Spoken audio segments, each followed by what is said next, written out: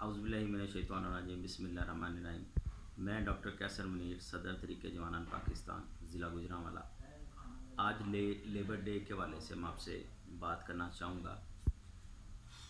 آج ہم کوشش کریں گے ایک مختلف نقطہ نظر کے ساتھ اس دن کو دیکھیں۔ تو جو لوگ اس ویڈیو کو دیکھیں ان سے میری ایک بالخصوص درخواست ہے کہ ویڈیو کو اینڈ تک دیکھیں تاکہ کچھ فائدہ لیا جا سکے اور آپ کی قیمتی آراء کے ساتھ میں مستفید بھی ہو سکوں اور مزید ہم اپنے ویوز کو بہتر کر سکیں۔ 1 مئی امریکہ میں شکاگو کے مقام پر مزدوروں کا قتل عام کیا گیا ان کے احتجاج کرنے پر، تو اس کی یاد میں 1 مئی منایا جاتا ہے۔ تو وہ دور صنعتی دور تھا، انڈسٹریلسٹک دور تھا۔ اب ہم اسی چیز کو دوسرے اینگل پہ دیکھیں۔ حضرت محمد صلی اللہ علیہ وسلم کے ارشاد کی روشنی میں اگر ہم دیکھیں تو حضرت محمد صلی اللہ علیہ وسلم کا ایک ارشاد جو آج کے دن ہر بندے کی زبان کے اوپر زد عام ہے، وہ یہ ہے کہ مزدور کا پسینہ سوکھنے سے پہلے اس کی مزدوری جو ہے وہ ادا کر دی جائے۔ آگے اس ارشاد میں بھی 2 چیزیں ہوتی ہیں۔ پسینہ تو اس وقت آتا ہے جب مزدور پوری جان مارتا ہے، پوری اسٹرگل کرتا ہے۔ ایتھلیٹ ہیں، پوری سخت ایکسرسائز کرے تو پسینہ آتا ہے۔ وہ مزدور بھی پوری جان لڑائے، پوری محنت کرے تو پسینہ آتا ہے۔ اب مزدور خالی اینٹیں اٹھانے والا نہیں، اس کے علاوہ بھی مزدور وہ ہو سکتا ہے جو کسی ادارے کے اندر ایز اے کلیریکل کام کر رہا ہوتا ہے، وہ پوری جان مارے، پوری محنت کرے۔ یہ معنی ہے اس کے۔ اور دوسرے اینگل پر حضرت محمد صلی اللہ علیہ وسلم نے یہ بھی زور دیا کہ اس کا پسینہ سوکھنے سے پہلے اس کا معاوضہ ادا کر دیا جائے۔ مزدور کو تو ڈیلی ویجز کے تحت پیسے مل جاتے ہیں، مگر وہ لیبر طبقہ جو کسی جگہ پہ کام کرتا ہے اس کو مہینہ ختم ہوتے ہی اس کو پیسے ادا کر دینا چاہیے جدید دور کے تقاضوں کے مطابق۔ تو ہم یہ دیکھتے ہیں کہ 1400 سال پہلے ہمارے نبی نے یہ بات ارشاد کر دی کہ پسینہ سوکھنے سے پہلے مزدور کو اس کا حق ادا کر دیا جائے۔ کیا ہمیں انڈسٹریلسٹک دور کا جو یوم مئی ہے اس سے حقوق کا مطالبہ کرنا بہتر ہے، یا حضور صلی اللہ علیہ وسلم کا ارشاد جو کہ اسلامی فلاحی ریاست کی بات کرتا ہے، کہ اسلامی فلاحی ریاست کی بات کرتا ہے، اسلامی نظام کی بات کرتا ہے؟ اگر ہمارے ملک کے اندر اسلامی نظام کا نفاذ ہو جائے، اسلامی فلاحی ریاست بن جائے، تو ہمیں یہ 1 مئی منانے کی ضرورت نہیں رہے گی، کیونکہ اسلام ایک مکمل ضابطہ حیات ہے اور اسلام کے اندر مکمل ہر چیز کو واضح طور پہ قوانین کے ساتھ بیان کر دیا گیا ہے۔ اس میں دنیا میں بے شمار نظام آئے ہیں، جیسے کامنسلزم آیا ہے، جیسے میوچلزم آیا ہے، جیسے کیپٹلزم آیا ہے، بے شمار نظام ہے۔ وہ تمام نظام ڈوب گئے ہیں، تمام نظام ڈوب گئے ہیں، وہ جو اللہ کا بتایا ہوا ہے نظام ہے، اگر وہ آج بھی روز روشن کی طرح آیا ہے، اگر پہلے مدینہ کے اندر وہ نظام امپلیمنٹ ہوا ہے، اس کے بعد اگر وہی نظام امپلیمنٹ مکمل طور پر ہو جائے تو یقیناً جتنے بھی مسائل ہیں وہ سارے حل ہو سکتے ہیں۔ اب ہم آتے ہیں لیبر کی تعریف کی طرف کہ ایک مزدور کی کیا ڈیفینیشن ہو سکتی ہے پیسے کے حساب سے۔ جدید دور میں بعض لوگ کہتے ہیں کہ جس کی آمدن 1 لاکھ سے کم ہے وہ مزدور میں ہی آتا ہے، بے شک اس کا چھوٹا سا کاروبار کیوں نہیں ہے۔ رابرٹ کیوساکی نے ایک بہت بڑی کتاب لکھی، امیر باپ غریب باپ، پور ڈیڈ اور ریچ ڈیڈ۔ اس نے کہا وہ شخص جو کسی کام میں خود بیٹھ کے کام کرتا ہے، کسی کام میں خود بیٹھ کے کام کرتا ہے، وہ مزدور ہی ہے۔ اگر کوئی شخص کا پیسہ کسی جگہ لگا ہوا ہے اور پرسکون بیٹھتا ہے اور اس کا پیسہ اس کے لیے پیسہ بناتا ہے، وہ بزنس مین ہے، نہ کہ وہ شخص جو خود اپنا کام کرتا ہے۔ دیکھیں اگر آپ نے ٹیکس نیٹ کو بھی دیکھیں تو FBR کے اندر 6 لاکھ سالانہ جس کی آمدن ہے، یعنی ماہانہ 50,000 روپے جس کی آمدن ہے، وہ ٹیکس نیٹ کے اندر آتا ہے۔ 50,000 سے کم بندہ ٹیکس نیٹ کے اندر نہیں آتا، تو 50,000 تک آمدن اس سے کم بندہ جس کی آمدن ہے وہ ٹیکس نیٹ میں آتا ہے، وہ لیبر میں ہی گنا جائے گا، وہ لیبر کے اندر گنا جائے گا۔ تو جدید سینیریو کے اندر اگر دیکھا جائے تو آج آج کل پرائیویٹ سکول جو ہیں بڑے مسائل کا شکار ہیں، چاہے وہ بڑے طبقے سے ہیں چاہے وہ چھوٹے طبقے سے ہیں۔ 50 سے 60% سکول جو کہ گلی محلوں کے اندر ہیں، ان کی آمدن 50,000 سے کم ہے اور 25,000 سے کم ہے، اور وہ لوگ جو وقت پہ فیس نہیں دے رہے یا چھٹیوں کی فیسیں انہیں ادا نہیں کرتے، یا آج کل کے دور میں پیسے ہوتے ہوئے انہیں فیس نہیں ادا کر رہے، تو کیا وہ نبی اعظم صلی اللہ علیہ وسلم کے ارشاد کی خلاف ورزی نہیں کر رہے کہ پسینہ سوکھنے سے پہلے مزدور کو اس کی پیسے ادا کر دیے جائیں؟ تو جس کی آمدن 25,000 سے کم ہے یا 50,000 سے کم ہے، گلی محلے کے اسکول ہیں جن کے اوپر بھی بے شمار، ان کے اداروں میں بھی بے شمار چھوٹے طبقے کے لوگ کام کر رہے ہیں، ان کی تنخواہیں بھی رکی ہوئی ہیں۔ تو ہمیں چاہیے کہ ہم فوری طور پر فیسیں جو ہیں وہ ادا کریں وقت پہ، تاکہ یہ طبقہ جو ہے جو آج کل بہت زیادہ مسائل کا، سب سے زیادہ مسائل کا شکار ہے، وہ بہتر ہو سکے اور اچھے طریقے سے اپنا کام جو سر انجام دے سکے۔ آئیے ہم وجوہات تلاش کرنے کی کوشش کرتے ہیں کہ ایک کیا وجہ ہے کہ محروم طبقہ، ایک خاص طبقہ محروم طبقہ ہی بنتا چلا آ رہا ہے، اور 4% لوگ امیر سے امیر تر ہوتے چلے جا رہے ہیں اور 96% لوگ غریب سے غریب تر ہوتے چلے آ رہے ہیں۔ اس کی کیا وجوہات ہیں؟ کچھ وجوہات ہم دیکھنے کی کوشش کرتے ہیں۔ پہلی وجہ یہ ہے کہ اپنے آپ کو اپڈیٹ نہیں کرتے جدید تقاضوں کے مطابق۔ جدید دور ہے، ہر بندے کو اپنے آپ کو جدید دور کے مطابق اپڈیٹ کرنا چاہیے، جدید دور کے لوازمات کو اڈاپٹ کرنا چاہیے، جدید دور کے تقاضوں کو سیکھنا چاہیے، جیسے کمپیوٹر سیکھنا چاہیے، آن لائن ہر چیز آن لائن آ رہی ہے، آن لائن کے حوالے سے بندوں کو سیکھنا چاہیے، سوشل میڈیا کے اوپر مکمل عبور ہونا چاہیے، اور اپنے بزنسز میں جدید تقاضے لے کے آنے چاہیے۔ اب وہ طبقہ یقیناً محروم رہے گا جو کہ جدید تقاضوں کے مطابق اپنے آپ کو نہیں ڈالتا، اور بالآخر وہ ختم ہوتا چلا جائے گا۔ میرے ذہن میں ایک مثال آ رہی ہے کہ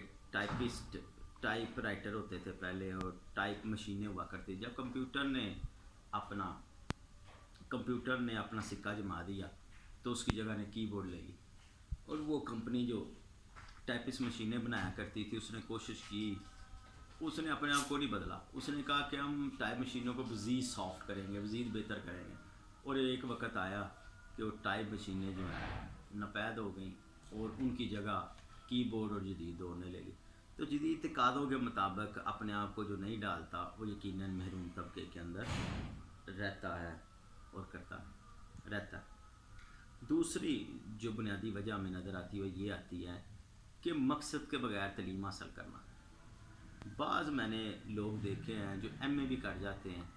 ایم اے پولیٹیکل سائنس کیا یا ایم اے اسلامیت کر لیا بغیر مقصد کے۔ ٹھیک ہے، ایک بندے کی اللہ کی رضا کے لیے اس نے دین کی تبلیغ کرنے میں ایم اے اسلامیت کر لے،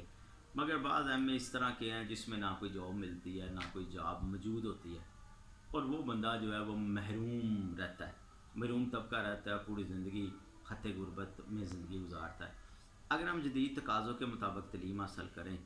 سائنسز کی تعلیم حاصل کریں، کمپیوٹر سائنسز کی تعلیم حاصل کریں، سافٹ ویئر انجینئرنگ کریں، یا وہ کام کریں جو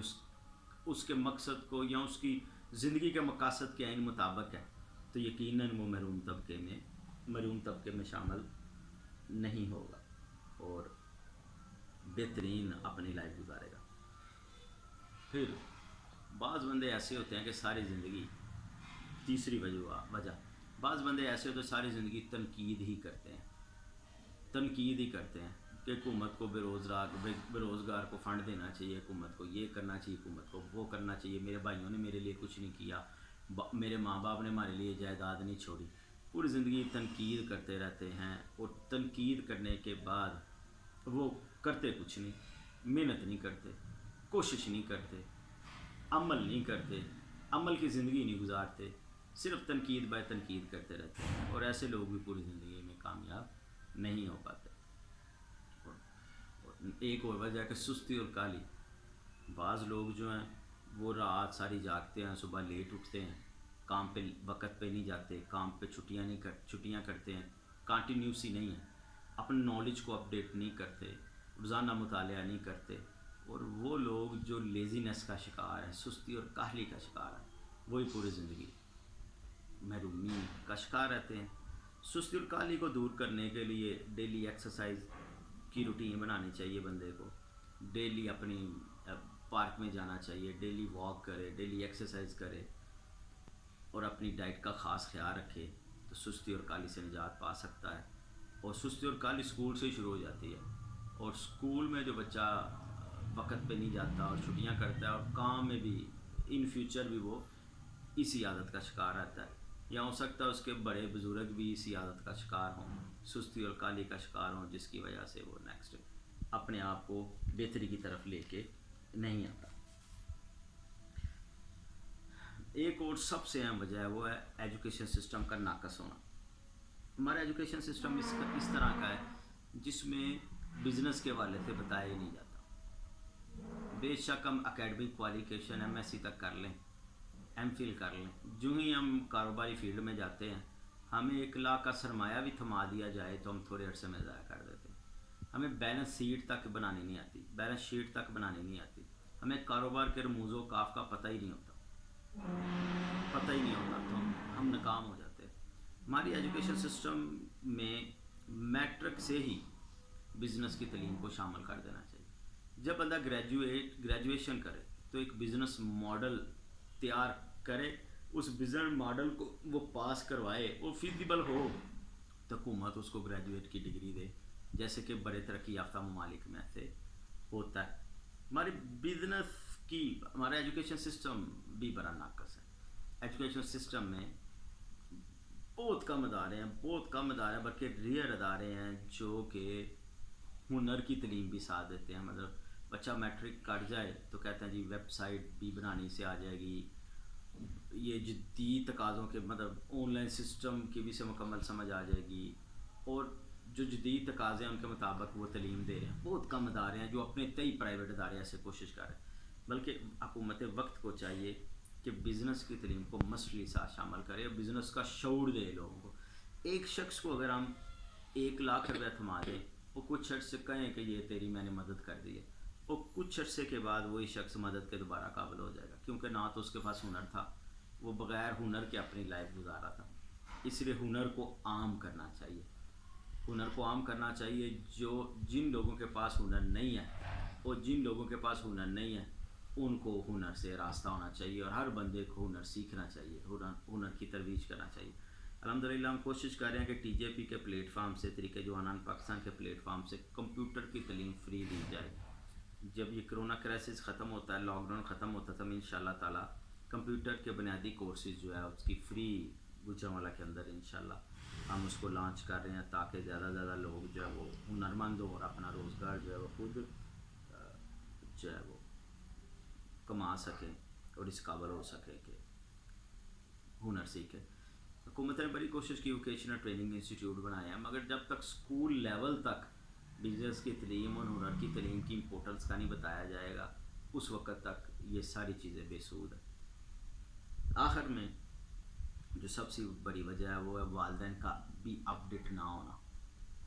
اب والدین بھی جو ہیں وہ بھی پیرنٹنگ جدید تقاضوں کے مطابق پیرنٹنگ سیکھنی چاہیے، والدین کو اپنی ذمہ داریوں سے آگاہ ہونا چاہیے، مگر باپ کہتا ہے میری صرف ذمہ داری ہے پیسہ کما کے گھر لا کے دے دینا، اور والدہ کہتی ہے میری صرف ذمہ داری ہے کہ بچوں کو وقت پہ کھانا پکا کے دینا، اور یہ کام صرف اسکول والوں کا ہے۔ حالانکہ یہ تینوں ٹرائنگلز ہیں، اسکول والے بھی، والدین بھی، اور بچہ بھی اس چیز کا ذمہ دار ہے۔ اگر والدین یہ نہیں سوچیں کہ ہم نے دنیا کی اپنے بیسٹ پروڈکٹ بنانی ہے اپنا بچہ، دنیا کا بیسٹ شخص بنانا ہے اپنا بچہ، بیسٹ پرسنالٹی بنانا ہے، اس کے لیے وہ کوششیں تکو نہیں کریں گے، اور خود اپنے آپ کو بھی اپڈیٹ نہیں کریں گے اس والے سے کہ جدید دور کے تقاضے کیا، اور بچوں کی تعلیم و تربیت کے حوالے سے کون سے لوازمات ہیں، جب تک وہ خود نہیں سیکھیں گے۔ اب ہے تو شرمندگی کی بات کہ اسرائیل کے اندر